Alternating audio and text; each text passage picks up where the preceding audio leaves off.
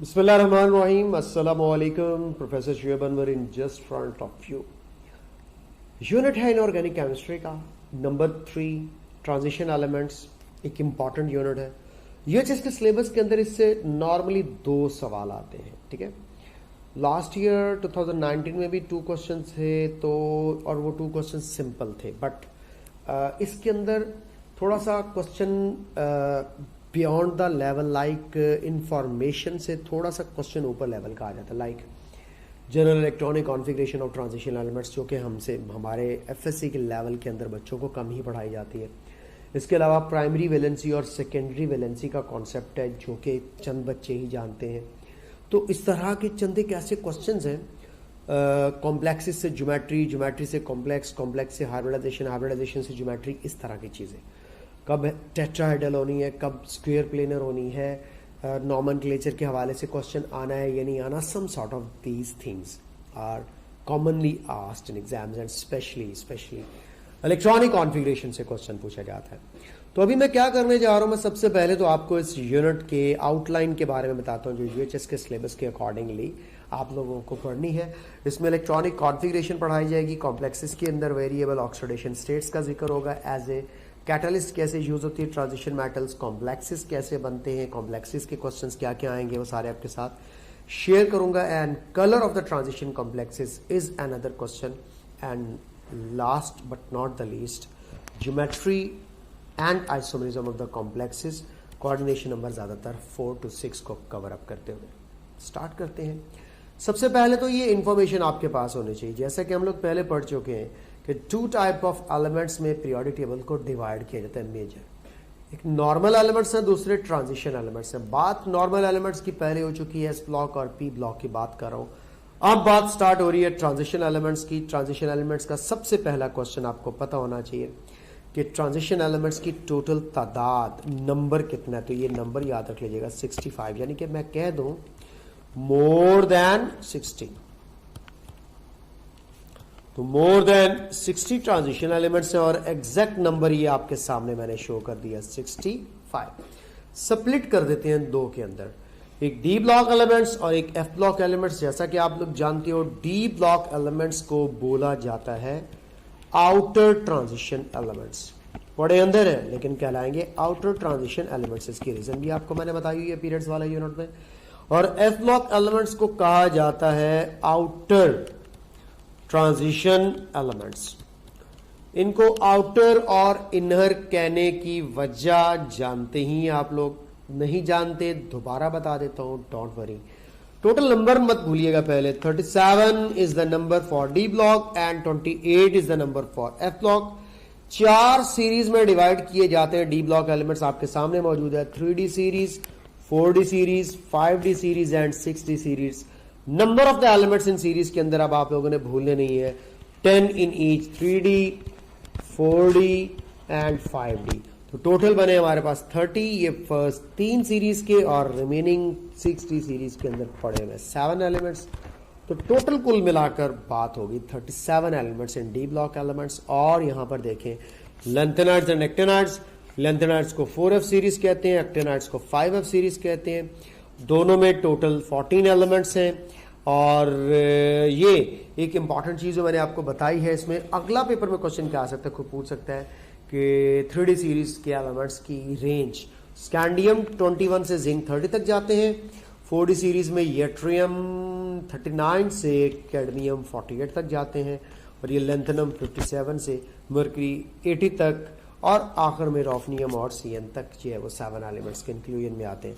Cerium 58 से ल्यूटिशियम 71 लाते हैं lanthanides के अंदर. और थोरियम 90 से लॉरेंशियम 103, ये 103 है, ये 103 ओके. तो ये हमारे पास पड़े हुए हैं इस वक्त एक्टेनाइड्स. ठीक होगा बेटा. अब ये जो आपके सामने मैंने सिचुएशन डेवलप की है, इसमें आउटर और इनर का भी थोड़ा सा आपको आइडिया दे दूं. फॉर एग्जांपल आप यहां से 5D सीरीज उठाते हैं, 5D सीरीज के लिए, और इसी तरह यहां से 4F, यानी कि एक ही शेल के अंदर ये 2 ऑर्बिटल्स मौजूद हैं.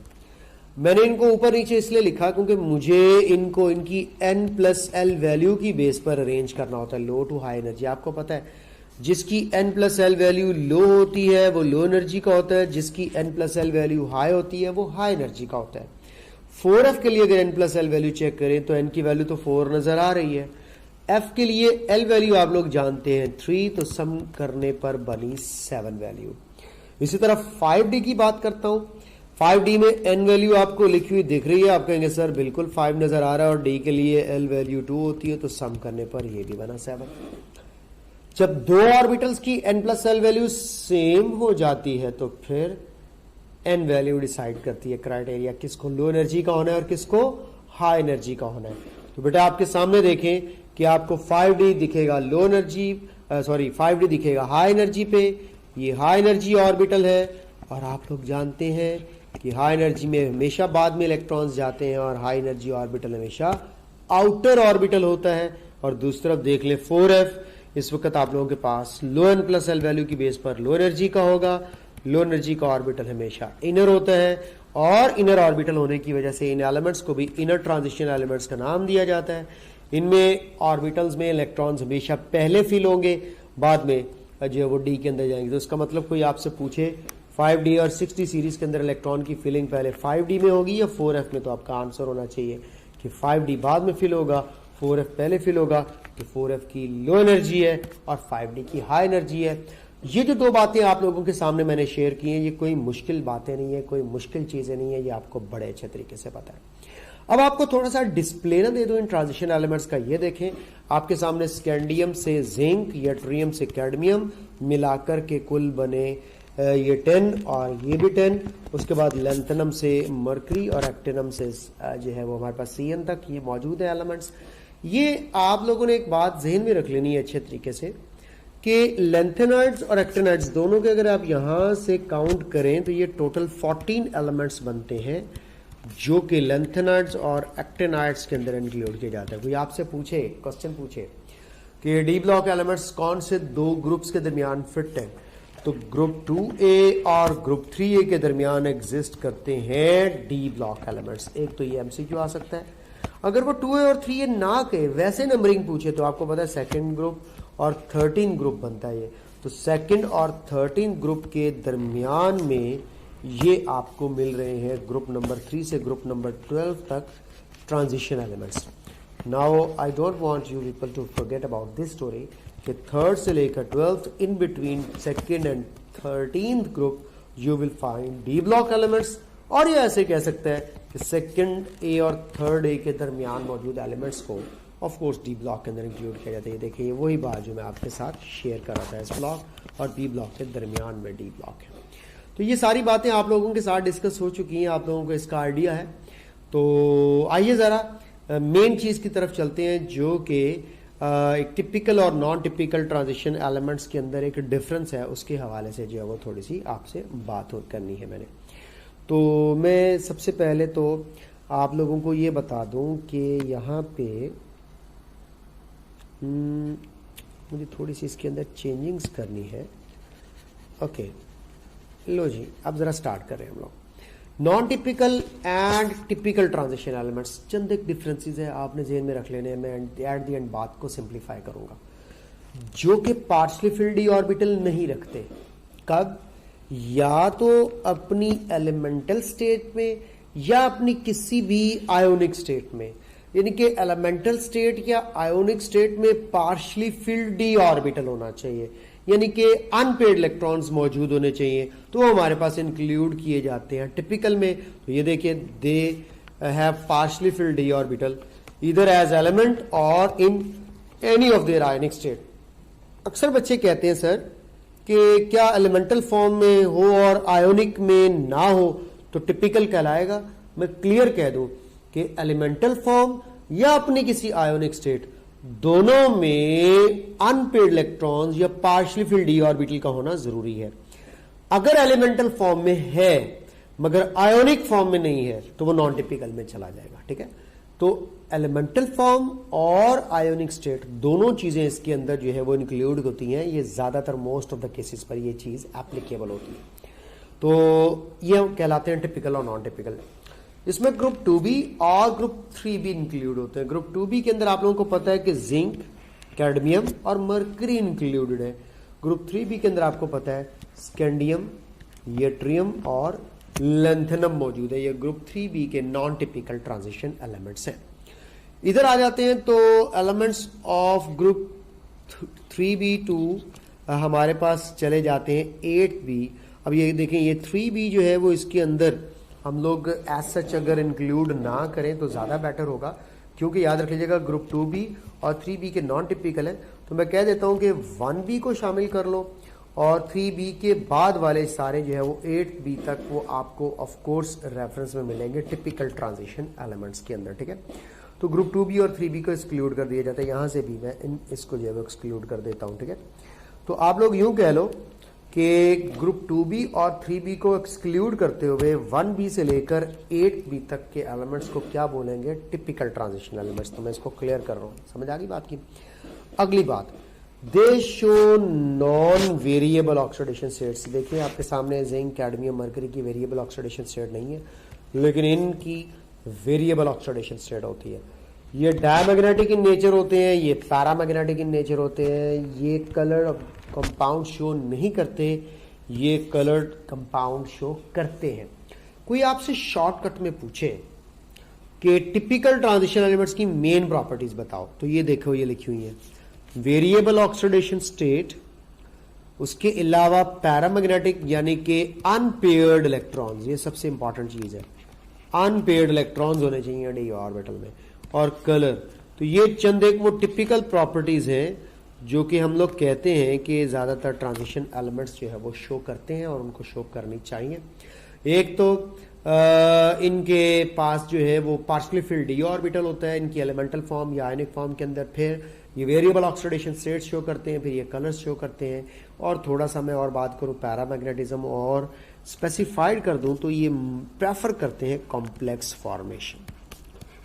तो कॉम्प्लेक्स फॉर्मेशन भी इनकी एक प्रॉपर्टी जो है वो कंसिडर की जाती है। तो अब तक मैंने आपको क्या बताया, मैंने आपको बताया total number of transition elements, typical और नॉन टिपिकल ट्रांजिशन एलिमेंट्स, कौन कौन से ग्रुप्स हैं जो नॉन टिपिकल में आते हैं। उनके अंदर मैंने बोल दिया ग्रुप 2b और 3b, zinc, cadmium, mercury, scandium, yttrium और लेंथेनम ज्यादातर ये नॉन टिपिकल ट्रांजिशन के अंदर आते हैं और इनकी जो मेन प्रॉपर्टीज है।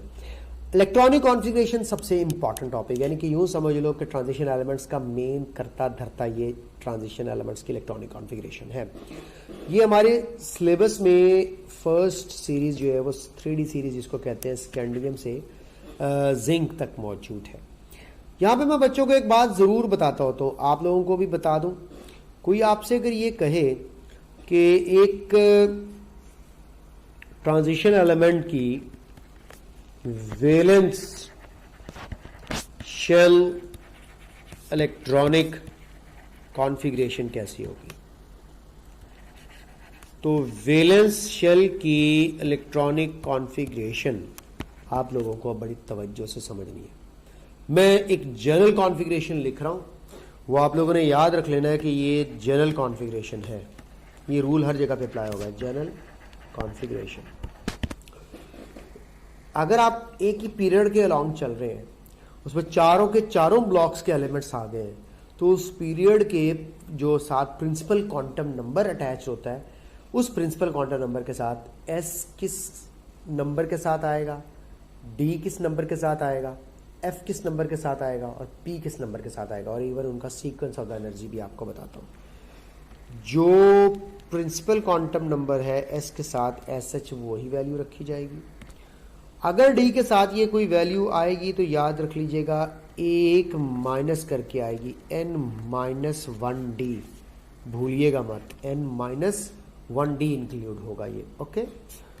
उसके बाद n-2 फॉर्मूला इस्तेमाल करते हुए f ऑर्बिटल के साथ n की वैल्यू आएगी, और याद रख लीजिएगा p के साथ वही n वैल्यू होगी जो s के साथ है। आप में से कोई एक सिंगल स्टूडेंट ऐसा नहीं होना चाहिए जिसको ये बात समझ ना आए, क्योंकि मैं अब आपको थोड़ी सी प्रैक्टिस करवाने लगा। ns, n-1d, n-2d, n-2f end of course np, ये चारों के चारों orbitals from the same period अगर आपके पास मौजूद है तो उसके साथ प्रिंसिपल क्वांटम नंबर की वैल्यूज हैं जो स्पेसिफाई करनी पड़ती हैं। ये मैं आप लोगों के सामने जो शेयर करने लगा हूं, तो आइए मैं आप लोगों के सामने जरा शेयर कर दूं। फॉर एग्जांपल मैं कहता हूं यार n इज इक्वल टू 6। आपको पता है ये 6th पीरियड है। अब आपसे कोई पूछे कि 6th पीरियड में पड़े हुए ट्रांजिशन एलिमेंट्स कि sp-d-f के ऑर्बिटल्स के साथ n वैल्यू क्या होगी, इसी तरह 7th अगर आप लोगों के पास n की वैल्यू है तो उसके हवाले से भी आपसे पूछा जा सकता है। मीन टू से कि कोई भी आपसे यहाँ पे वैल्यू पूछ सकता है, n की वैल्यू 7 कर दें, वट एवर 4 5 एनी हो। 6 पीरियड में आप देखो आपके पास फॉर्मूला है जनरल ns n-1d n-2f और ऑफ कोर्स np। इस फॉर्मूले के मुताबिक 6s बनेगा, एक माइनस कर दें इसमें से तो 5d बनेगा, 2 माइनस कर दें 6 में से तो 4f बनेगा और यहाँ पे 6p जूं का तू। ये देखो ये आपके सामने सेट ऑफ ऑर्बिटल्स आ गया जो 6 पीरियड में पड़ा हुआ है। ये बात आपको कहाँ बताई है? यस, पीरियड्स के अंदर। अब आपके सामने सबसे पहले इलेक्ट्रॉन 6s में जाएंगे, फिर 5d, फिर 4f या 6p। ये आपको कैसे पता चलेगा? ये n+l वैल्यू की बेस पर पता चलता है। और अगर मैं आपसे कहूं कि इनको n+l वैल्यू की बेस पर अरेंज करो तो आप कहेंगे सर जी गल ही कोई नहीं है, मसला ही कोई नहीं है। n+l वैल्यू देखें, 6 + 0 = 6, 5 + 2 = 7, जो मैं अभी बात कर रहा था। 4 + 3 = 7, 6 + 1 = 7। आप कहेंगे सर सबसे लो एनर्जी पे रख दें 6s को, इसके बाद ये 4f बनता है हाई एनर्जी का, उसके बाद 5d बनता है, सबसे एंड पे आएगा 6 पे क्योंकि उसकी n वैल्यू सबसे ज्यादा है। तो इलेक्ट्रॉन फील्ड फर्स्ट 6s, जब तक s में फील्ड होंगे तब तक s ब्लॉक, जैसे ही आगे फिलिंग आ जाएगी 4f के अंदर तो ये हमारे पास f ब्लॉक एलिमेंट्स होंगे, फिर ये d के हमारे पास d ब्लॉक एलिमेंट्स, फिर एंड पे p ब्लॉक एलिमेंट्स। तो mid of the periodic table के अंदर पड़े हुए हैं f and d block elements. ये इलेक्ट्रॉनिक कॉन्फ़िगरेशन से रिलेटेड एक जनरल बात बता दी और अब आपको पता चल जाना चाहिए 3d को एनर्जी वाइज देखें, 3 + 2 = 5, ये बनता है हाई एनर्जी का। अगर आपने एटॉमिक स्ट्रक्चर का मेरा लेक्चर लिया तो मैंने इसमें ये 4s और 3d का चक्कर क्लियर किया है कि इलेक्ट्रॉन फिल होने से पहले ऑर्बिटल की एनर्जी देखें तो 3d हाई एनर्जी का ऑर्बिटल बनता है और 4s अगर हम लोग देखें तो ऑफ कोर्स लो एनर्जी का ऑर्बिटल बनता है। ये ऑर्बिटल की एनर्जी वाइज देखें तो d हाई एनर्जी का है और s लो एनर्जी का। तो कोई भी आपसे पूछे जब भी किसी भी स्कैंडियम से लेकर जिंक तक इलेक्ट्रॉन्स को फिल करने तो इलेक्ट्रॉन पहले किस में फील्ड होगा, तो मैं लिख देता हूं electron filled first in 4s, low energy की बेस पर। तो पहले इलेक्ट्रॉन किस में फील्ड होगा? 4s में फील्ड होगा इलेक्ट्रॉन। इस चीज में अब कोई डाउट नहीं रहना चाहिए कि इलेक्ट्रॉन्स की पहले फिलिंग कौन से ऑर्बिटल में होती है, यहां तक बात डन होगी। पहले फील्ड होगा 4s, फिर इलेक्ट्रॉन आएंगे 3d में। स्कैंडियम 21 से काम शुरू करते हैं। 18 इलेक्ट्रॉन्स आर्गॉन की कॉन्फ़िगरेशन से जैसे आपके सामने पूरे हो गए। पेपर में एमसीक्यू आ सकता है ना यहाँ पे कि फर्स्ट जो ट्रांजिशन सीरीज है जो हमारे सिलेबस में है, फर्स्ट ट्रांजिशन सीरीज के अंदर कौन सी नोबल गैस का कोर आता है, तो आपका आंसर होना चाहिए आर्गॉन के जैसे 18 इलेक्ट्रॉन्स फील्ड होंगे। उसके बाद इलेक्ट्रॉन 4s में फील्ड करना है और 3d। आप कहेंगे सर अगर 4s में फील करना है तो 4s बाद में क्यों लिखा हुआ है, इसको पहले लिखे ना। मैंने बताया हुआ है जब 4s को इलेक्ट्रॉन मिल जाता है तो ये अपने n वैल्यू ज्यादा को आड़ बनाते हुए 3d को कहता है कि मैं चला हाई एनर्जी पे क्योंकि मेरी n वैल्यू ज्यादा है, मैं चौथे शेल का इलेक्ट्रॉन हूं, तुम तीसरे शेल के इलेक्ट्रॉन लेकर बैठे हुए हो, तीसरे शेल की एनर्जी कम, चौथे शेल की एनर्जी ज्यादा। इस इलेक्ट्रॉन के फिल होने से पहले वो दबा हुआ था n+l रूल की वजह से, इलेक्ट्रॉन मिलने के बाद n+l रूल की वजह से नहीं दब सकता। मैं बड़ी इंपॉर्टेंट बात बोलने जा रहा हूं, भूलिएगा मत। Electron filled first in 4s और electron remove first from 4s। Remove भी पहले इसी में से होते हैं, फील्ड भी पहले इसी में से होते हैं। अजीब सी बात है ना कि पहले लो एनर्जी में फील्ड होते हैं फिर हाई एनर्जी में फील्ड होते हैं। निकालते वक्त पहले हाई एनर्जी में से निकालते हैं, लेकिन ये आपको पता होना चाहिए, मैं अभी कह चुका हूं कि इलेक्ट्रॉन लेने के बाद बड़ा चौड़ा होकर चौथे पीरियड का ऑर्बिटल बन के बैठा होगा और जब इलेक्ट्रॉन निकलने की बारी आएगी तो लिए भी इसी से पहले जाएंगे। वही रूल जिसको पहले दिया जाएगा हिसाब किताब भी उसी से लिया जाएगा। तो ये बात अब आपके जहन में रहनी चाहिए, भूलना नहीं कि जाएगा भी पहले 4s में से और निकलेगा भी पहले 4s में। तो तो उसके 18 के बाद 3 इलेक्ट्रॉन्स बचे हुए हैं। 3 इलेक्ट्रॉन्स आपके सामने देखो, डी को मैंने 1 दे दिया और एस को मैंने 2 दे दिए। इसी तरह टाइटेनियम के केस में डी में 2, वेनेडियम के केस में डी में 3। क्रोमियम का केस डिफरेंट होता है। आपको पता है कि जब डी के यहाँ पे अगर मैं इलेक्ट्रॉन इरेज कर दूं तो डी के 5 डीजनरेट ऑर्बिटल्स में से 4 को जब इलेक्ट्रॉन मिलेंगे और 1 को नहीं मिलेंगे, जैसा कि हम लोगों ने इलेक्ट्रॉनिक कॉन्फ़िगरेशन में पढ़ा है, ये बनती है एक अनस्टेबल कॉन्फ़िगरेशन। और इसको स्टेबलाइज करने के लिए 4s का इलेक्ट्रॉन कुर्बानी देता है और आ जाता है 3d के अंदर। तो क्रोमियम एंड कॉपर दो के अंदर हमारे पास हुंड्स रूल के अकॉर्डिंगली जो है इलेक्ट्रॉन्स की डिस्ट्रीब्यूशन जो है वो होती है। डी ऑर्बिटल को स्टेबलाइज करने के लिए इस वक्त ये D orbital half filled and stable, यहाँ पे D orbital completely filled and stable. तो इसका मतलब है 2 ऐसे इलेक्ट्रॉन्स हैं जिनके 4s के अंदर सिंगल इलेक्ट्रॉन मौजूद है। वो मैंने आपको बता दिया। जिंक के केस में भी आपको कोई अनपेड इलेक्ट्रॉन मिलेगा। अब यहाँ पे जो क्वेश्चंस आते हैं वो बड़े मजे के आते हैं। पूछूं? चले पूछता हूं। मैं अगर आप लोगों से ये कहता हूं क्वेश्चन में कि मैक्सिमम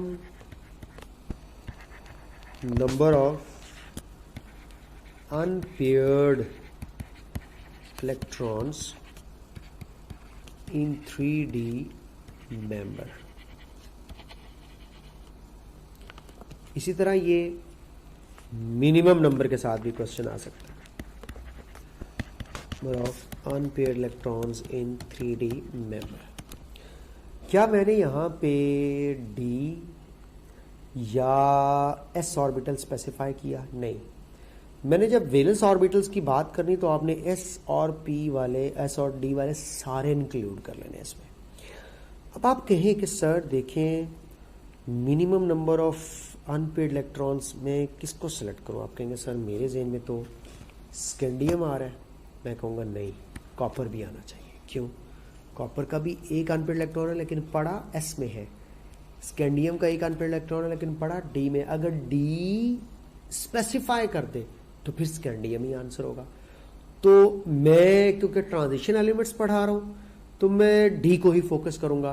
तो मैं कह देता हूं स्कैंडियम के minimum number of unpaired electrons हैं। और बच्चे कहते हैं जिंक में बेचारे में कोई अनपेड इलेक्ट्रॉन नहीं है। और आप लोगों को मैक्सिमम की बात करें तो देखो मैक्सिमम अगर आप चेकआउट करें तो आपको क्रोमियम और मैंगनीज 2 एलिमेंट्स मिल रहे हैं जिनके डी ऑर्बिटल में आपको 5 अनपेयर्ड इलेक्ट्रॉन्स दिखाई दे रहे हैं। तो ये जो 5 अनपेयर्ड इलेक्ट्रॉन्स हैं इनको आप अच्छे तरीके से अगर आप देख लें तो आपके सामने ये सूरत हाल क्लियर हो चुकी है। ये 5 अनपेयर्ड इलेक्ट्रॉन्स हैं जो कि आप लोगों को इस वक्त दिखाई दे रहे हैं। तो मैक्सिमम आ गए क्रोमियम और मैंगनीज के केस में, मिनिमम आ गए स्कैंडियम। अब अगर इंक्लूडिंग डी और एस कहे तो फिर क्रोमियम सबकत ले जाएगा क्योंकि क्रोमियम के एस में भी एक इलेक्ट्रॉन पड़ा हुआ है तो इसके 6 इलेक्ट्रॉन्स बनते हैं अगर हम लोग एलिमेंटल फॉर्म में बात करें, और इसके 5 इलेक्ट्रॉन्स बनते हैं और इतने इलेक्ट्रॉन्स किसी और के नहीं है अनपेयर्ड।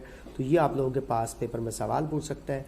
इंक्लूडिंग एस और डी शामिल कर ले तो इसका मतलब वो कहेगा total number of unpaired electron in valence orbitals.